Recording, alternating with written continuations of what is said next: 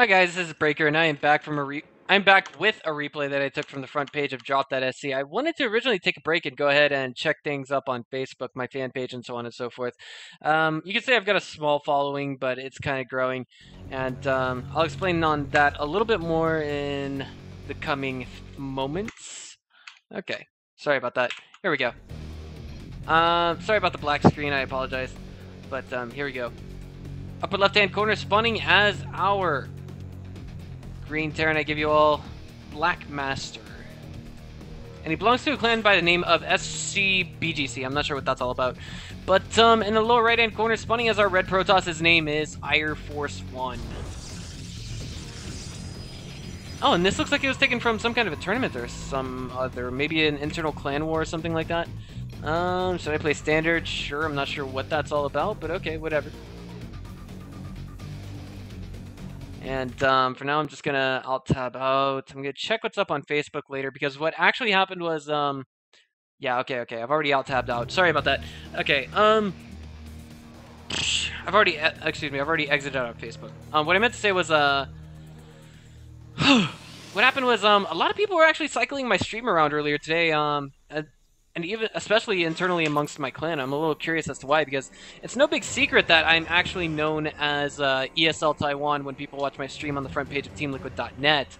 But of course, that isn't my real stream. That's actually a stream that some guys at ESL Asia had gone ahead and arranged for me. How do I say this? We take a swig and stall for time like Day 9 does.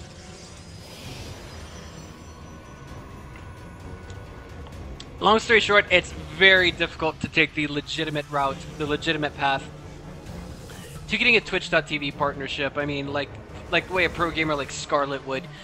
She actually had no real reputation before she had actually won the WCS North America Finals. This morning, she actually did very well versus Startail Life in the... Oh, wow, I have no clue what that says. Yani pani mayo paruski. I have no clue what that says. But, this morning she had excellent performance in a best-of-5 match versus Startail Life in the Russia StarCraft League. If you guys had seen the ESL Taiwan stream, you would have remembered my very familiar voice casting all 5 of those games. But altogether, I mean, how do I say this? Jeez, I lost control of myself. Oh yeah. Altogether, getting a Twitch partnership is actually a very difficult thing to do legitimately on one's own. It's actually, you know, it's really hit or miss. You have to be a smash hit that everybody can't get enough watching of or something like that, you know, but not everyone can be that Destiny kind of guy. Destiny, while better than most StarCraft players, was actually, you know, I mean, some people told me he actually never made it past the round of 32. I think that's kind of an accurate assessment, and, I mean, being on a team as Destiny meant more of, basically that team having this reputed player or that reputed player, if you will. But I think that means it's time for us to go ahead and get into the build of this game, as it appears we're going to have a kind of just straight up bio opener, if you will, not a transition, because of course we don't see a 1-1-1 going down first. We don't see a 1-2, which means a barracks and then 2 factories, one of them with blue flame Hellions and the other one without. But yeah. Playing Germany versus UK. Okay, right now this is super confusing, so I just decided I was going to go ahead and shut off the chat. That's Control-Shift-C, in case you guys are using the Blizz Observer that I am using. But I'd like to go ahead and highlight for a moment that Blackmaster is taking a very obscure third. Like, it's way out of sight to where we should see AiurForce really scouting it. And not only that, he's actually... You know, when you're doing a triple orbital command opener like this, typically your objective is to go ahead and throw it in your main, get it to turn into an orbital command while it's there, and then float it down. But I guess, you know, what we have coming from Blackmaster saves him just a little bit more time, and it's a little bit more logical, in my opinion, as any SCVs that come out while simultaneously using that thing to crank out mules, all of the SCVs that come out will actually go straight to a mineral patch. Makes perfect sense to me. That's what I wanted to say about that opener, or at least what we see from Blackmaster. It's actually very unorthodox, but overall I think it does good.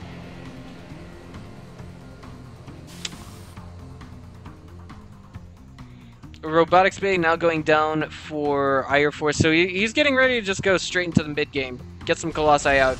Kill some Marines. Roast some Marines. Things like that.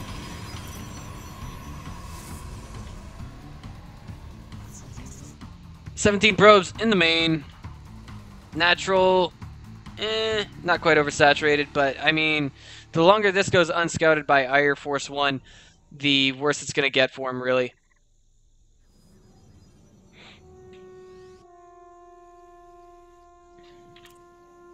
And now we instantly see, like, the income basically skyrocketing in favor of our Green Terran, if you will. But I think there's one flaw that we have coming with what he's doing. I think, you know, if you know what you're doing, then you know what you're doing. And I think we see some logic to what Blackmaster is doing right now. And it makes perfect sense to me, in my opinion. His main's is actually opted to go dry faster than his natural or his third. So he's actually going to go ahead and just get the worker count spread out a little bit even, but it just means that his main is going to go dry a little bit slower once you think about it that way, in terms of that kind of logic. We do have a second Colossus on the way. No, not a... Whoa. A Warp Prism. Interesting. And double gas going down at the natural just now, so... I've never actually seen a Warp Prism Colossus drop before in Wings of Liberty. In Wings of Liberty, I've never seen it. In Heart of the Swarm, I think I've seen a Colossus microed to keep it alive a little bit longer, but that's about it. Like, microed in a Warp Prism. But if he runs across that third, is he going to run across that third? Then, oh yeah, it looks like perhaps, no, maybe not, I don't know, it's, jeez. It's going to be a little bit difficult to predict, really. Is he going to see it? He sees it now, he sees the third. He's like, oh, okay, so I'll just drop the Colossus here, maybe put a warp in the main. No, not even put a warp in here. He's just going to micro it around like the double immortals inside the Colossi, and that really annoying opener, if you guys remember it from Wings of Liberty. And it makes perfect sense what we're seeing from our red toss right now. It's forcing our Terran opponent to come out of position with no medevacs. It kind of hits an appropriate timing, but of course there's going to be entirely too many Marines and Marauders for the Warp Prism to handle. So what this does do is it forces a stem and a lot of delayed mining time.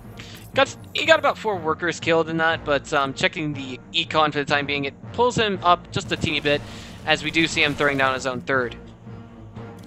3 Vikings being cranked out at a time in reaction to that Colossus being made, but right now there's no medevacs. That skims medevac production. That's actually something that I want to say is definitely, like, that's more than just unorthodox in TVP. You have to have medevacs to heal your Marines and your Marauders when they stim. The natural has basically a few too little workers, and I think in this position, I would definitely be afraid in the shoes of AiurForceone, in the essence that, you know, this makes me think, you know, ouch. This makes me think that maybe my opponent's trying an all-in. Maybe my opponent has pulled some SCVs and now they're halfway across the map with the Marines and Marauders, trying to crush through my natural. Once you think of it from that end. But, of course, you know, no vision on the Zenlaga watchtowers. Everything's balled up between the third and the natural, kind of. More leaning towards the natural, that entrance, if that makes sense.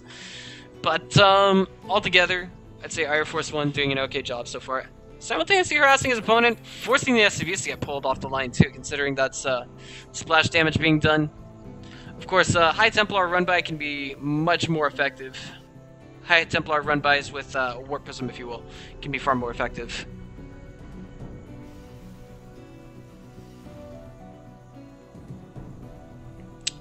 Now, just trying to determine what is up here. We're going to have a further bio follow-up, and now the first medevac is out on the map at 13 minutes into the game. Warp Prism, I don't know if it has a speed upgrade or not, but it does. And there's actually no Colossus range upgrade, interestingly enough.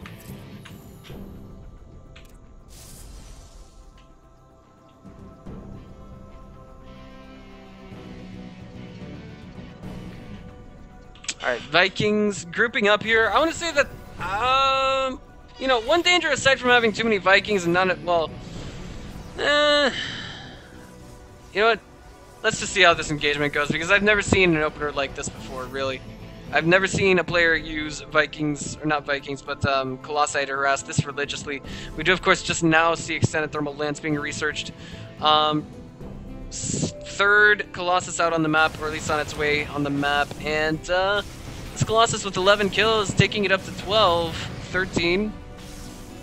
And it looks like we actually have AiurForceone very reluctant to do any drops into the main, and that is one, ouch, super annoying warp prism that has been shut down. Fourth base now finished up behind all this for Blackmaster. AiurForceone, I think, has really got to pull something together behind all of this. He's got +2/+2, Zealot legs, and Dark Shrine on the way. Now, fun fact of the day, once you reach the late game of such that we are at right now, DTs to make Archons are much, much cheaper than High Templar to make Archons. In fact, you typically only get High Templar to turn into Archons when you've exhausted all the energy on them and they no longer serve a purpose. So, let's see if that's what Blackmaster's intention is here. Of course, 6 DTs, that's entirely too many. 8 DTs is actually entirely too many to use effectively. But what we do have to highlight here that is dangerous from Blackmaster is that he doesn't have a lot of medevacs. He only has 3. And he's got a lot of Vikings here, which means if they group up while they run across these Colossi and... or while trying to take down the Colossi, if they group up and the Archons manage to get a couple of volleys on them, that means all the Vikings are dead. But with that, we see Blackmaster just stimming up and A moving on to the third. It's going to fall, almost no contest. And that supply blocks AiurForceone. But is he going to be able to push back this entire army? He has a lot of speedy charge lots on the ground. His opponent's +2 about to finish up. Excuse me, +1 armor is about to finish up. His +3 attacks is on the way. Excuse me, +2 armor is finishing up for our Protoss, excuse me, our Terran, while we have +1 finishing up for his Vikings. And it looks like he's finally forced to engage as he hits a wall back here. And this is the big problem with not having a lot of medevacs in the mix, guys. You actually don't have a lot of medevacs to heal your units. He didn't have, I think another problem is he didn't have ghosts in the mix. As we see all the SCVs being pulled off the line, the EMPs actually would have done wonders versus these Archons, these psionic tanks, if you will. And now he's just throwing away all of these Zealots while double expoing. I think that's an acceptable move, given what he's done right now. He's actually forced the third to lift off, and he's killed a lot of workers, if you will.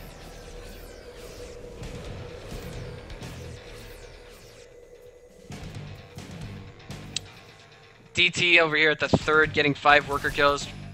Targeting down that orbital command. We're gonna see a scan here inevitably, yes. And SCV is getting put back on the line. And more infrastructure finishing up behind all this. The second of the 4 Nexi is about to finish.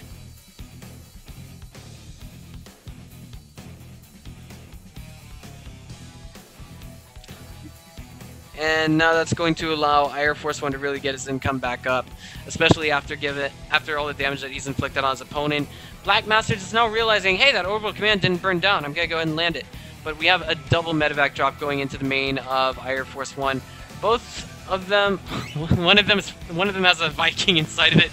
That's the first time I've seen that. But yeah, it's about to land, and if it does, that means the Marauders stemmed up are going to be able to take down this Nexus very quickly. We do have like 3 or 4 of them over here that just march down here, and that's actually going to be a tap to the head, and this is going to be the double jab to the gut that could throw Blackmaster on the ground if he doesn't respond quickly enough, which he is doing right now. And the Nexus Cannon doesn't quite finish off that medevac drop, but it looks like this double medevac drop might be able to do damage over here. So this is actually a third dimension to this drop that I never saw, but wait, it looks like Blackmaster doesn't want to take that risk. He doesn't want to run that risk. And even so, we actually have the main army of AiurForceone down here. So overall, we're just going to see, excuse me, AiurForceone. Well, we have the main army of AiurForceone down here, so Blackmaster is kind of reluctant to attack. He's now going to try and engage with his main army, which is still lacking in the way of ghosts. +3/+3 now on the way. Almost finished, actually, for AiurForceone, as, yes, he is a little bit low in supply. He's gonna be facing multi-pronged harass here. But at the same time, I think he's got the means it takes to keep himself alive in this game. He's going to have pylons everywhere to warp in what he needs to defend.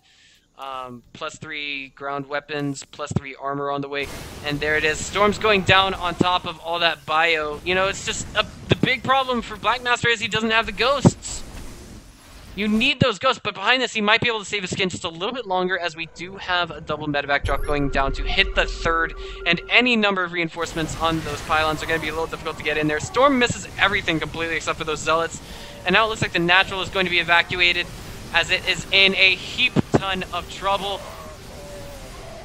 Marauders and Marines between the third and the natural now being totally destroyed, and the medevac there has been taken down as well. Everything here at the natural has been just absolutely decimated, but it looks like everything here at the third is not in too much better of a position. DT comes in to finally clean up everything that was there. Workers killed just escalating even further now for AiurForce as he kills more and more of those SCVs. 79 to this point in the game. Blackmaster now at 57 supply, and on his last leg. If he doesn't hold this wave, he's not going to be able to hold anything else in the game. You know, his natural is almost completely dry. His orbital command at the natural is about to burn down. And his third orbital command, it looks like, is in a good heap of trouble as well. I mean, it's very exposed. It's not much better off. It's at low HP. It's not burning down, but still, again, ultra exposed as we see the Archons. Ooh, kind of reluctant to engage there, as I think it might have seen, yeah, well, I think for a brief moment we saw AiurForceone able to catch on to that double medevac drop going down, but he doesn't quite realize what's up yet. Blackmaster trying to take down that third again, and the Zealots here, as well as that DT, are going to start something that the Archons are going to be able to finish. The natural looks like it got repaired to the point that it's salvageable, but overall the income is just a total mess for Blackmaster, as we see it stuck at about a rough 800 minerals per minute to 1600 of our Protoss. Interesting choice, warping at the third, but just as we see that, we see a drop here. If he throws down a storm, that's not going to help out too much, but wow, 1 HP medevac, miracle medevac if you will. And now Archons, everything is just coming down here from AiurForce as he seems eager to clean this up. DT taking down some supply depots and maybe any reinforcements that come out of the main, but that's not going to last for too much longer. An observer almost got sniped. And now we have basically a medevac drop of doom coming into the main for Blackmaster. It's good, and AiurForce has to be able to really react to this quickly. Does he have a mothership core? Because I think that would be the fastest way to get in there, but it's just too late right now. Everything here could pick up and leave, and that will actually, oh, sorry about that misclick. That would actually leave, I think, Blackmaster in a pretty okay position. It would be in a position that would force his opponent to all in, and there's nothing wrong with that, but at the same time, he'd have to be able to really hold his ground in the near future. DT's taking down this force, 1 Marine and Marauder at a time. There we go. Medevac's lifting up and running back. Wait, except for that one. Great. I hit the F key. It follows only that one. Great. And right now we see Blackmaster just stalling for time.